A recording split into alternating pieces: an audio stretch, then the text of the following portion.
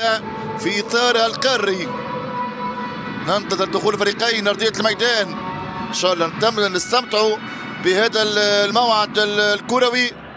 اتحاد العاصمة بقيادة عبد الحق بن الشيخة اللي يعرف أجواء الكرة المغربية من خلال سنوات قضاها مع الدفاع الجديدي مع الرجاء والتطواني ووجدة بركان، فاز بكاس العرش 2013 مع الدفاع. احمد حمودان يمرر، يبدا الهجوم فريق ليفار، الكرة تنتهي خارج الملعب.